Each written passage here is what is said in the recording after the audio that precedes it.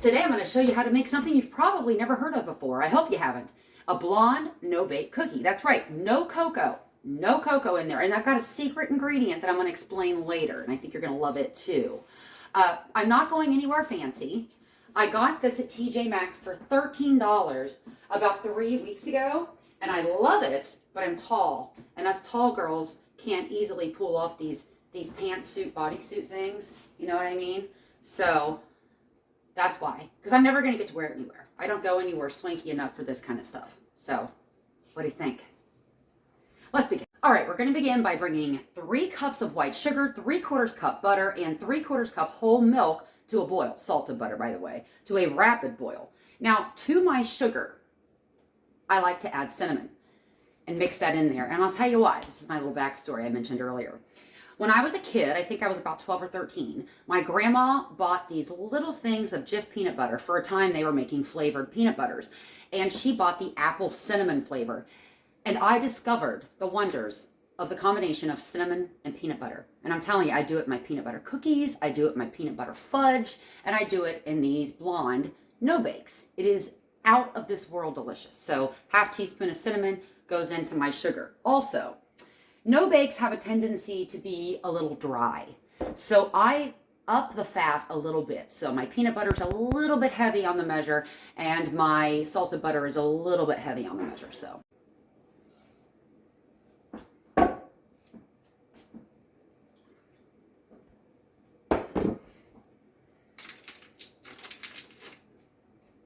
now, while I'm waiting on this to boil, I've got my wax paper all laid out here because you're going to scoop and place the cookies one by one on the wax paper to cool.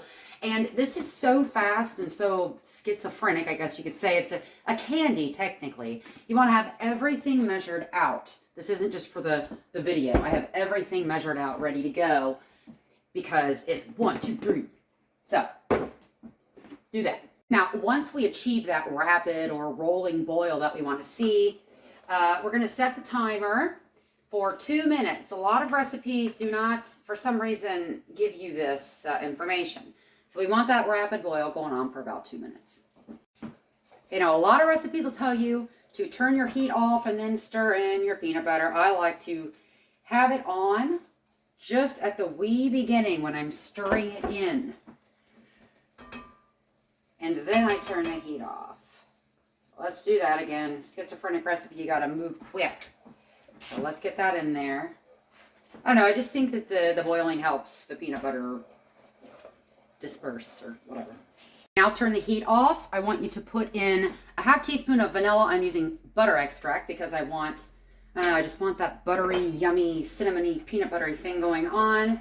And you're going to stir in, let's see, 4.5 cups of quick cooking oats.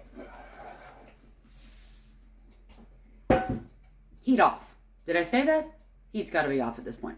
All right, and once everything's all incorporated, we're going to begin to scoop them out onto our wax paper. I'm using a big scoop. This one's broken, so I got to beat it on the countertop to get the stuff out. But I want big.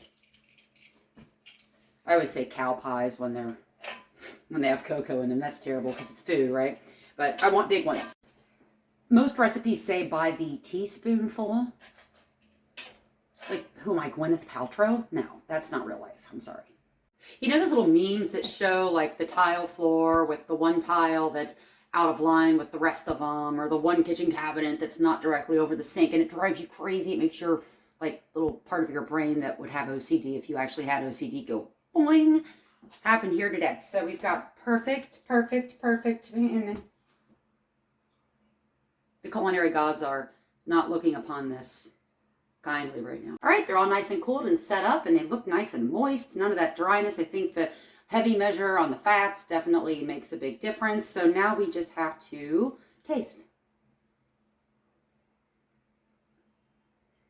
Oh my gosh.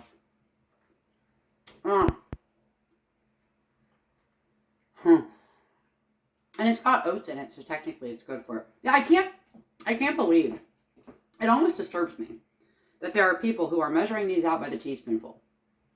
Like, I don't want a communion wafer. You know, I want a cookie. What's wrong with people? Seriously.